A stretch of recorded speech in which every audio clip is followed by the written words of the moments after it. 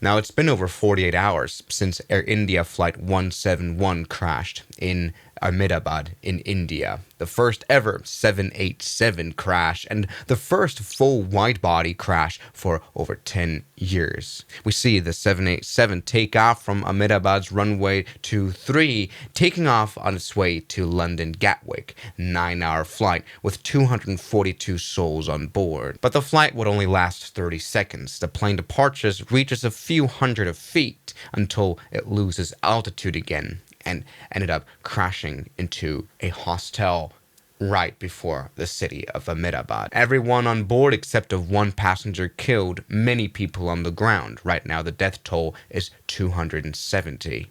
Now, just hours after the crash, I made a video about this incident where I expressed my confusion about this crash. See, this is a wide-body airliner that doesn't just fall out of the skies. Here we see the other clip that I was showing in yesterday's video. My biggest interest was in the so-called rammer turbine, which was somewhat noticeable here in the video clip. The rammer turbine is this small propeller that comes out of the 787 fuselage just behind the landing gear that doesn't provide power for flying, but it spins and provides electricity to power the flight controls and the hydraulics a little bit, as well as the electronics, of course. And it's something that's definitely also audible in this clip. We can hear a propeller spinning, that is for sure. Almost sounds like a little turboprop airplane, just like it does here in this clip. Hear it? Very much the same sound. Now, the reason why that was such a significant remark for me is that it indicates that both engines are lost. See, this rammer turbine comes out automatically in a dual engine failure, which is why I so confidently said dual engine failure. But the interesting thing is, under my video, there were 5,000 comments that significantly state other opinions and hypotheses, many of which I do not agree to. So now we have new information, and I want to give a clear picture of this. So let's talk about the things expressed under my videos. Number 1. Pilots forgot about flaps. I think one of the most talked about things with this crash are the flaps setting of this plane. It's true, for nearly every aircraft you want the flaps to be out somewhat in order to help your plane gain lift sooner. Before takeoff, you decide which flaps configuration is supposed to be set. For example, 5 degrees. See, before takeoff, you do the performance calculations, of course. Here, we select flaps 5.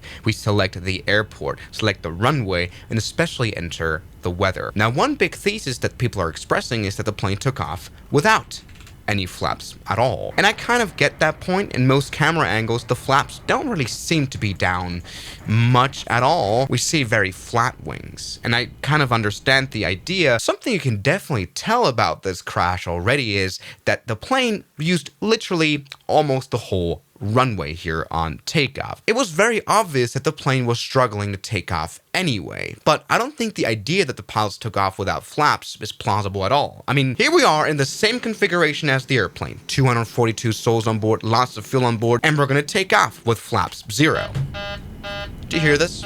This plane doesn't like it. Yes, in most modern airliners, you have a takeoff configure warning. Even if the pilots were to neglect the checklist, forget about the flaps, the plane would really warn you about this. Now, yes, of course, it could be that this alarm could be broken and you wouldn't be able to hear the airplane complain about flaps 0, but once again, not very plausible at all, but rather the reason why the plane used the entire runway for takeoff is because of weather. See, here we're taking off and this plane is not liking taking off at all. Why? Because the weather isn't very flying friendly at all. At the time of crash, around 38 degrees Celsius is reported, extremely hot. Also, we've got very, very low air pressure, 1,000 millibars. This is what we're simulating here as well. Very low air pressure, very high temperature, and that is poison for flying because there is just not a lot of air in the air. These GNX engines don't really have a lot of substance to work with anyway, which is why even here in the flight simulators, which is always using a little bit less runway than normal, we're using the whole runway. But come on, take off.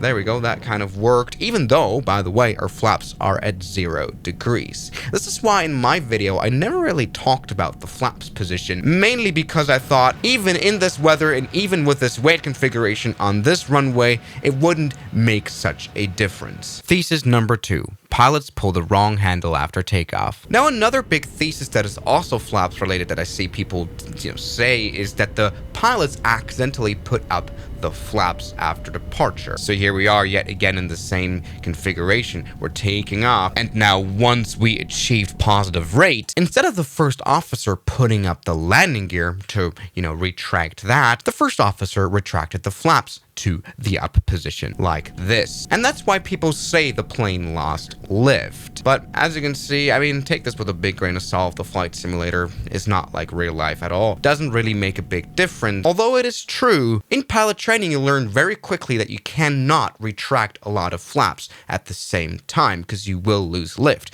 But still, this is not, I don't think this happened at all, mainly because the flaps theory is completely debunked in a way.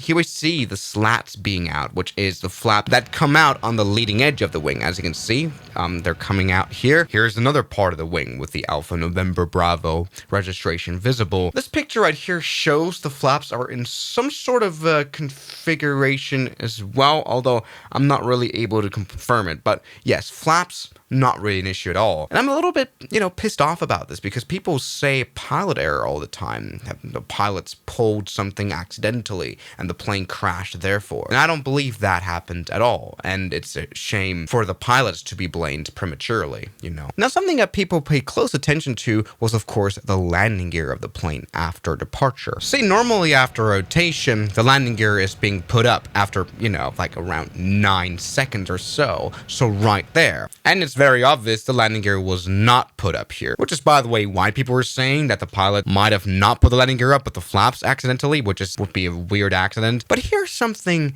that I noticed. Look at this picture closely. The landing gear, I feel like, and I want you to take this with a big grain of salt again, because it might be completely wrong. You can see the landing gear being tilted forward somehow, which is obviously not usual for the 787. The landing gear tilt is backward, just like it is here. And from no matter what position, it will look somewhat backward. Though here, it probably doesn't. What's interesting about this is when we look at the gear swing of the 787. This is what it looks like when the 787 landing gear retracts. Wait for it.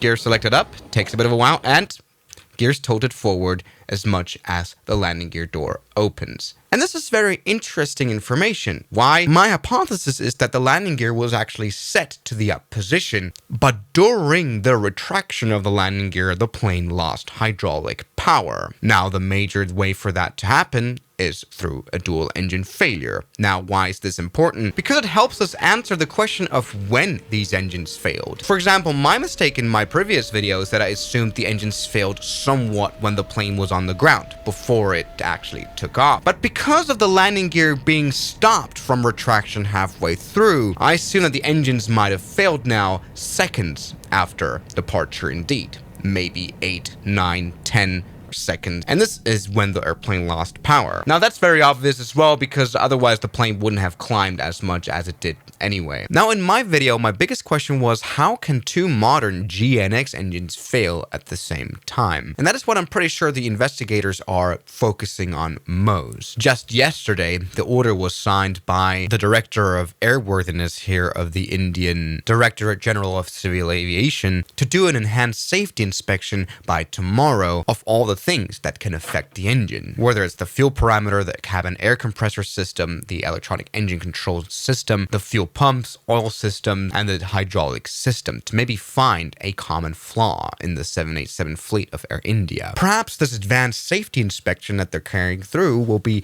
quite a big puzzle piece to finding out what might be wrong with the 787 fleet of Air India indeed. For something that can be ruled out, that I said yesterday, is definitely a bird strike. That's what I said. Something that could have happened happened is a dual engine failure happening from the bird strike, although those must have been very big flock of birds. Although here, you're not able to see anything. No smoke, no compressor stall either. These engines seem to have gone out without any visual defect, which is why most people now suggest that there might have been fuel contamination going on. Now, the flight simulator does actually simulate what happens if water, for example, were to be in the fuel. Very bad news for engines indeed, because they just end up failing. Here in the flight sim, we've got no power at all. Now, while it is true that when water is in the tanks, the engines fail quite quickly. After all, kerosene floats on water, so that means pretty immediate failure of engines. It can take a bit of a while for water to actually enter the engines indeed. Something that very much fits to that claim is some of the eyewitnesses that we have to, of course, also take with a grain of salt, but lots of people reported a loud bang. That's something that's said by bystanders and the actual sole survivor of the plane. It is very much a shame that we don't have an audio here on the CCTV footage, but the loud bang could indicate water in the fuel tank after all. The water would create steam in the engines and create a surge spike. And that is what would be a compressor surge. And because water kills combustion, an engine flameout would be possible. So it might not be about the engines, the aircraft, the pilots after all. It might be about poor ground staff handling. Something similar happened 15 years ago on Cathay Pacific Flight 780. The fuel was contaminated, and so half an hour after takeoff at 39,000 feet, the airplane slowly lost 2 engines. The engines stalled. Now luckily, because they were at a high altitude, the pilots were able to reactivate the engine number 2 and land on one single engine. Now one major difference here is of course though that the Cathay Pacific Flight 780 lost the engines at relatively different times, and it was a much slower chain of events, whereas the 787 must have lost both engines at the same time. So it might be fuel contamination, but it might have also been maybe an avionics fire. We might know about the Boeing 787 Dreamliner grounding that happened because the plane tended to have a battery thermal runaway, which would cause fire. And an avionics fire would mean a total loss of the system, and that might also be why the rammer turbine came out, or maybe why the pilots could not control the engines anymore. That might be. Maybe the engines rolled back because of an electric signal problem. And the thing is, of course, we don't know. All I do want to say is that I heavily assume that there is no pilot error involved, and the pilots did the right thing here, making sure to keep the nose up. Normally in pilot training, you learn to push the nose down after an engine failure, but otherwise you might crash. But to keep the nose down in order to have the most gliding distance possible. But in this case, it would have not really been the best scenario. After all, the plane crashed around 1.6 kilometers below the runway at a relatively lower populated area, while still taking the lives of many on the ground. But only one can imagine what would have happened if the plane glided a bit more and crashed into the actual city of Ahmedabad, which is a well more populated area. The only good news we have is that we have one survivor, and I guess we're awaiting updates.